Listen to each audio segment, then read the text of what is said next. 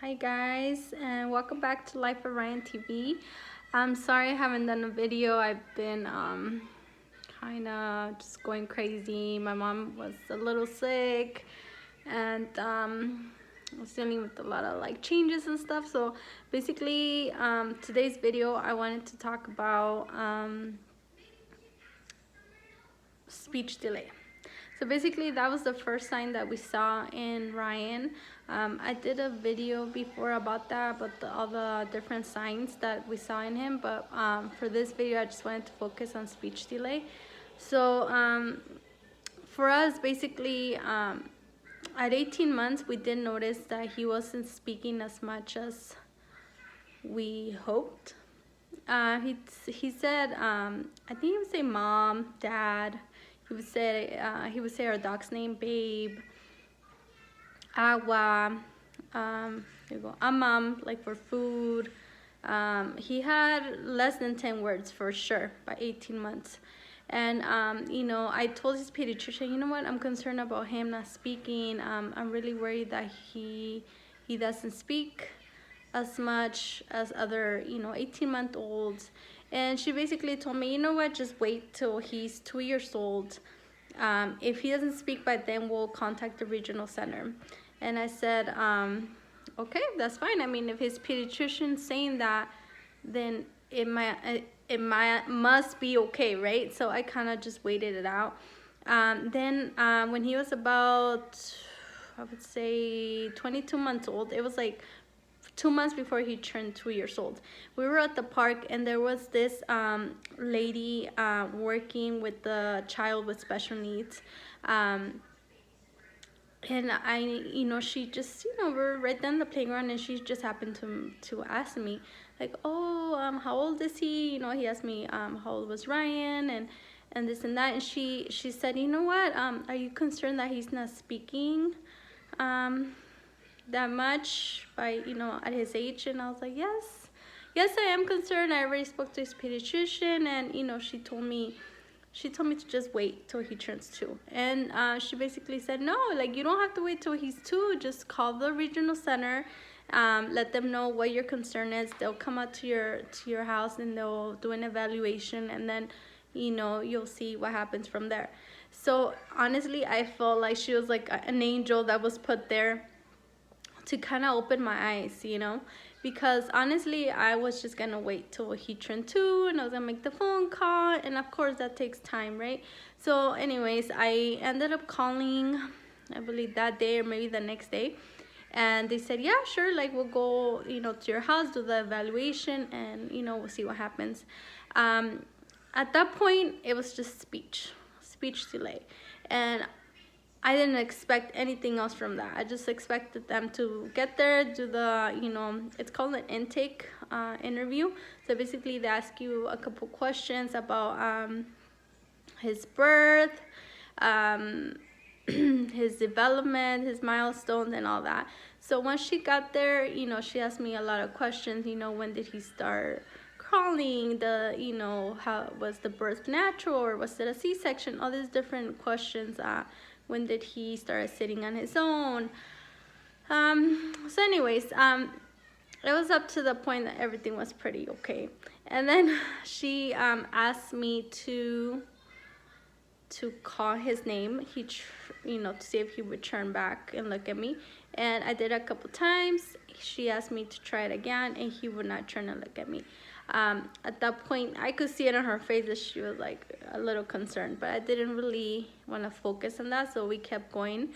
She asked me if he would point and stuff like that. I said, yeah, of course. In my mind, honestly, I thought he did point. I mean, I don't know. I never paid attention to it, I guess. We tried it, and no, he did not point. So anyways, at the end of the intake interview, basically she let me know that she wanted full-on evaluation for him. It was gonna be 3 ladies coming over at another time. They were basically gonna play with him and stuff like that, and kind of just see where he's at in every, I guess, in the speech area, and then gross motor skills and other things that she noticed he might lack. So anyways, that's how the whole, I guess, journey started, with that initial call to the regional center. Once, all that started going, the evaluation went through and everything, he did start receiving ABA therapy, because he did need help with a lot of things that, pointing, stacking blocks, a lot of things that he was behind in. But at the same time, obviously the interaction, that it was like maybe 3 times a week, 2 hours a day, something like that. That interaction helped him a lot with speech.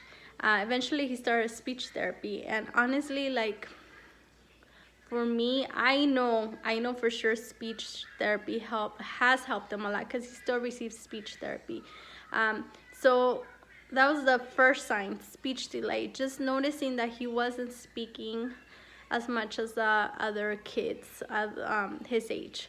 That was the main sign for us that there was something not quite right. Like I said, I addressed it to his pediatrician. She didn't really get worried about it, and she told me to wait it out. But like I said, there was that lady at that park that she let me know, you know what, you don't have to wait, just give the regional center a call. So in this video, basically what I want to say, if you have a concern about your child, because he has a speech delay, it doesn't necessarily mean it's autism. It does not mean that. But if you are concerned that he or she has a speech delay, just contact your pediatrician, of course, but then the regional center, they help you out so much with all these bunch of resources. So contact them, and don't be scared to get speech therapy. I mean, speech therapy is basically, they play with them games, whether, depends on age, but I mean, they could play like Play-Doh, they could play with blocks, they play board games. I mean, they make it fun, but it's the interaction, like they read books, they just have a way of interacting with the kids where they're practicing speech, pronunciation. So don't be scared of that term, like speech therapy. It's not as scary as it sounds. So yeah, this is like a super short video, but basically that was the first sign, speech delay. I know there's parents that have gone through that, and then there's no autism, there's nothing else, it was just a speech delay. But why not get the help, right? And why are you gonna wait till they're in kindergarten to get that help? They're gonna fall behind. So if you have a child with speech delay, definitely look for help, definitely look for resources. For us, the #1 resource was the regional center. For the regional center, I believe they usually work with kids up to 3.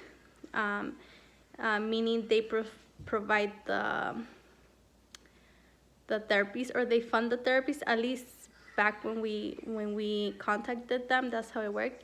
I believe after 3 the insurances take over, but either way, just give them a call, get information.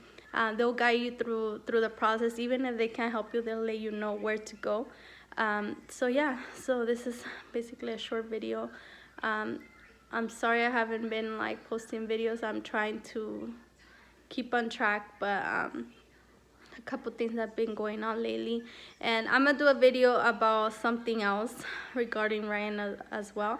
But I just wanted to do this video focusing specifically on speech delay, and just letting you know there's help out there, no matter if there's a diagnosis at the end of that or not.